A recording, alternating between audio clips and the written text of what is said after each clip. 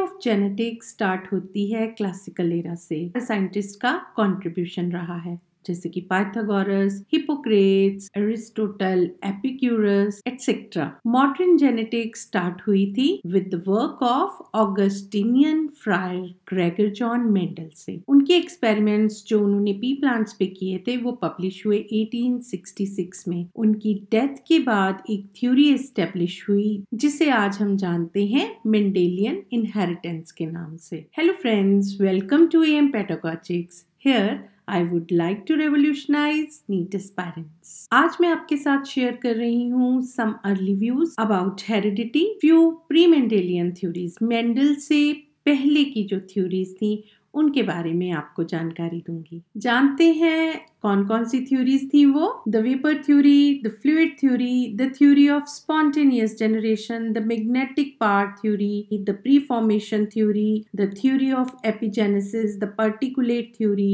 theory of acquired characters, theory of pangenes, germ plasm theory, evolution theory of inheritance by natural selection and mutation theory of inheritance। इस तरह बहुत सारी theories scientist ने अपने अपने level पे experiments करके पब्लिश की, लेकिन जिसे मॉडर्न थ्योरी ऑफ इनहेरिटेंस कहा जाता है, modern theory of genetics, that is Mendel's theory. Vapour theory दी थी पाइथागोरस ने। ग्रीक फिलोसोफर हुए थे पाइथागोरस इन 600 BC यानी कि बिफोर क्राइस्ट। उन्होंने क्या थ्योरी दी? उन्होंने कहा कि कुछ मॉइस्ट वेपर्स मेल की बॉडी से उत्पन्न होते हैं और वो ट्रांसमिट हो जाते हैं फीमेल में ड्यूरिंग फर्टिलाइजेशन और डेवलप करते हैं एक एम्ब्रियो को। उनके बाद आए फिलोसोफर एम्पेडिस। उन्होंने क्या थ्योरी प्रपोज की? उन्होंने theory the the fluid theory. उनका कहना था कि हर पेरेंट फ्लूइड प्रोड्यूस करता है, फॉर एग्जांपल सीमेन, लेकिन ये भी कहा different parts of the body से वो फ्लूइड प्रोड्यूस होता है और वही रिस्पॉन्सिबल होता है for the production of an embryo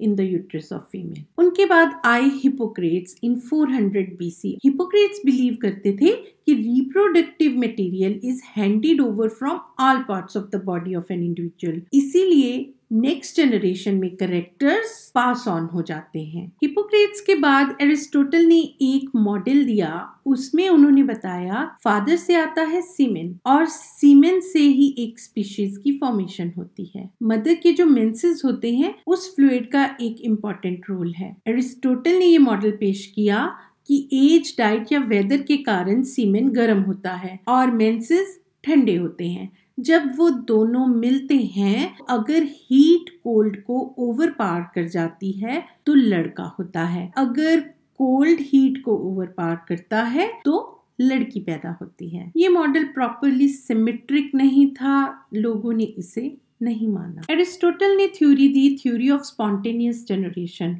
उन्होंने कहा कि लिविंग ऑर्गेनिजम्स डेवलप होते हैं नॉन लिविंग मैटर से। छोटी छोटी फ्लाइज वो प्रोड्यूस होती हैं इन एनिमेट मैटर से, जैसे कि डस्ट वगैरह, और मैगेट्स प्रोड्यूस होते हैं ओल्ड फ्लैश के ऊपर। ये सब बताने की कोशिश उन्होंने एक्सपेरिमेंट्स के थ्रू की। इसके साथ साथ हेरिडिटी के बारे में उन्होंने कहा कि जो सीमेन होता है वो एक वाइटलाइजिंग इफेक्ट छोड़ता है, जो कि बहुत ही प्योरिफाइड ब्लड की तरह होता है। माँ से तो एक बॉडी आती है, लेकिन बॉडी के अंदर जो मूवमेंट्स होती हैं वो कौन डालता है? वो फादर डालता है। विलियम हार्वे ने एक theory the magnetic part theory. उन्होंने अपने एक्सपेरिमेंट्स डियर पे किए। उन्होंने कहा जैसे लोहा मैग्नेट के साथ रगड़ खाने से फ्रिक्शन के कारण मैग्नेटिक प्रॉपर्टी पोजेस करता है, उसी तरह से uterus by friction acquire some magnetic part to conceive an embryo. Magnetic part theory के बाद थ्योरी द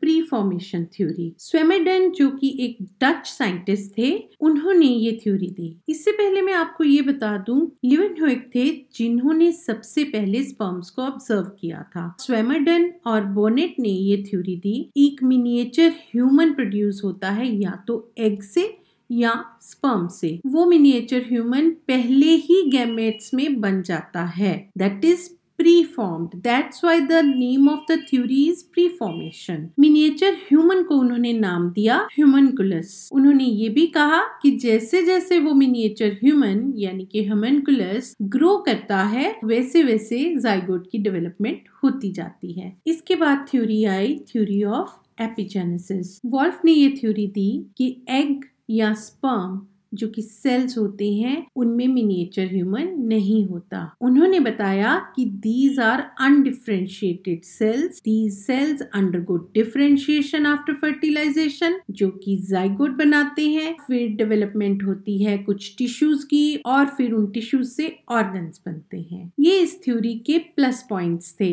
ये कंसेप्ट यूनिवर्सली एक्सेप्ट भी किया गया। इनके बाद जॉन ग्रेगर मेंडल ने अपने एक्सपेरिमेंट्स के बारे में बताया जो उन्होंने पी प्लांट्स पे किए थे, लेकिन उन एक्सपेरिमेंट्स को किसी ने रिकॉग्नाइज नहीं किया क्योंकि सब साइंटिस्ट का फोकस थे डार्विन। डार्विन ने थ्योरी दी थी ओरिजिन ऑफ स्पीशीज की। क्योंकि मेंडल के आइडियाज बहुत आगे जा रहे थे, उनके बारे में कोई साइंटिस्ट सोच भी नहीं सकता था उस टाइम पे। कोई भी ये समझ नहीं पाया कि वो साइटोलॉजिकल बेसिस दे रहे हैं हेरिडिटी का। उस टाइम में उन्हें नहीं पहचाना गया, लेकिन बाद में उन्हें फादर ऑफ जेनेटिक्स माना गया। वुल्फ ने बताया ना तो एग्स ना स्पर्म, उनका कोई स्ट्रक्चर नहीं है, कोई ह्यूमनकुलस नहीं बनता, लेकिन ये जो गैमेट्स होते हैं इनमें एक सब्सटेंस होता है जो कि कैपेबल होता है ऑर्गेनाइज्ड बॉडी को बनाने में आफ्टर फर्टिलाइजेशन। ये आइडिया एक सेंट्रल पॉइंट था थ्योरी ऑफ एपिजेनेसिस का।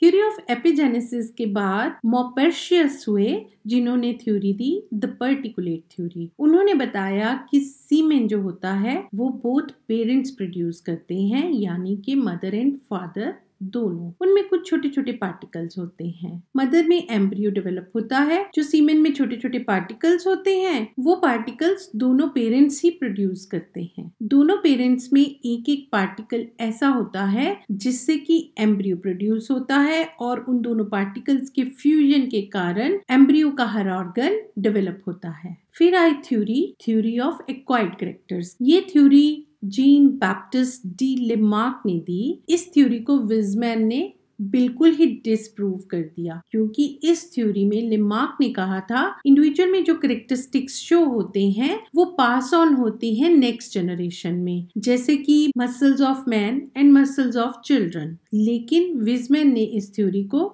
डिसप्रूव कर दिया।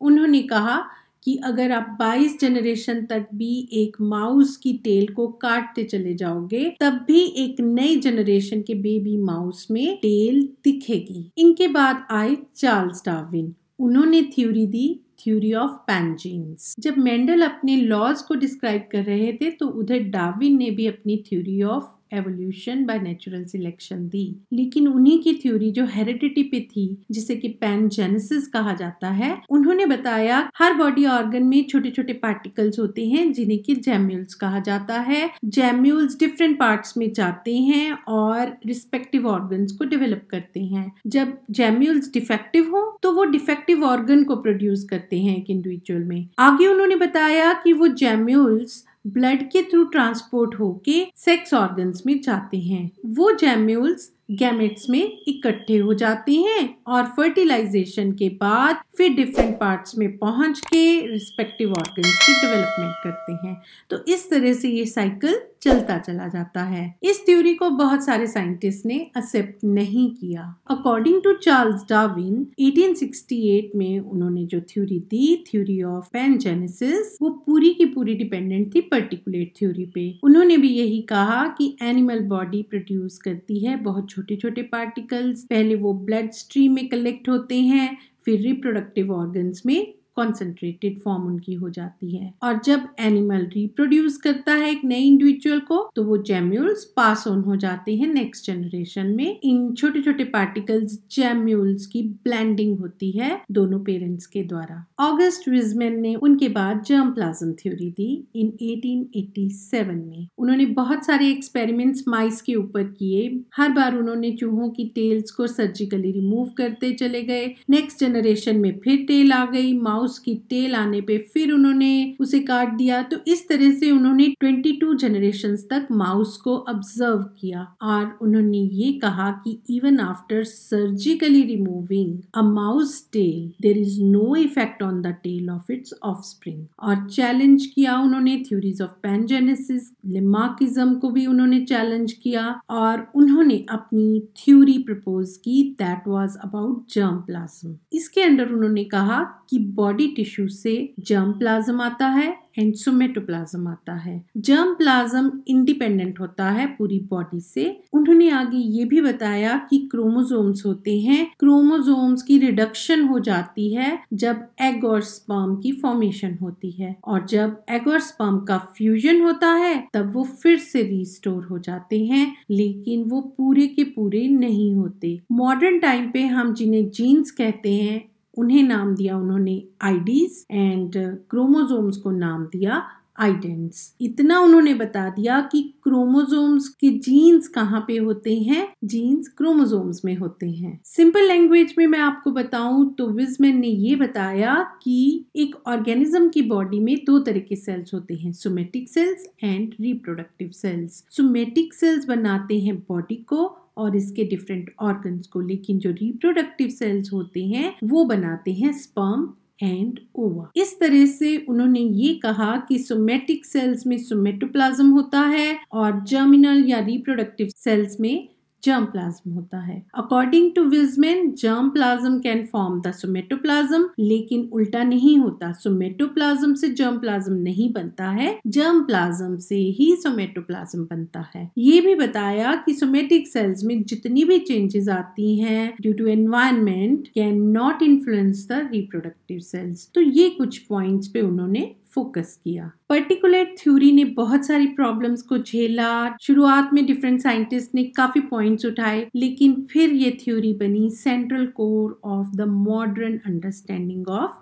जेनेटिक्स। इसके बाद आई evolutionary theory of inheritance by natural selection, जिसे की प्रपोज किया चार्ल्स डार्विन ने। उन्होंने ये बताया कि एवोल्यूशन क्यों होती है। एवोल्यूशन होती है due to natural selection of small heredity variations among individuals of any species. Bateson इस बात से डिसएग्री कर रहे थे। उन्होंने ये कहा कि evolution is due to large discontinuous variations. Evolutionary theory के बाद थ्योरी आई mutation theory of inheritance. De Vries ने एक बहुत ही इंपॉर्टेंट टर्म म्यूटेशन इंट्रोड्यूस की। उन्होंने कहा कि ये जो लार्ज डिसकंटिन्यूअस वेरिएशन आती हैं जीनोटाइप में, that is due to mutation. Hugo de Vries ने अपने एक्सपेरिमेंट्स किए थे ओइनोथेरा लेमार्कियाना प्लांट के ऊपर, वहीं से उन्होंने दी म्यूटेशन थ्योरी ऑफ इनहेरिटेंस। कुछ इंटरेस्टिंग फैक्ट्स लेके आई हूँ आपके लिए। Sengers in 1850 suggested the possible role of cytoplasm in certain cases. Walter Fleming described the details of mitosis in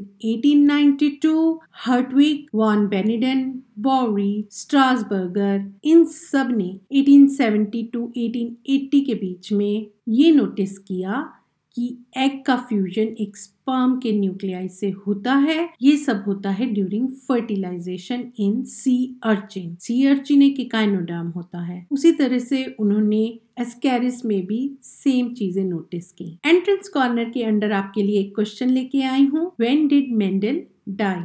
option a 1949, option b 1900, option c 1884 and option d 1880। Comment section में जल्दी से अपना answer दें। अगर आपको मेरी videos पसंद आ रही हैं तो लाइक करें, शेयर करें अपने पीयर ग्रुप में and subscribe to my channel and press the bell icon.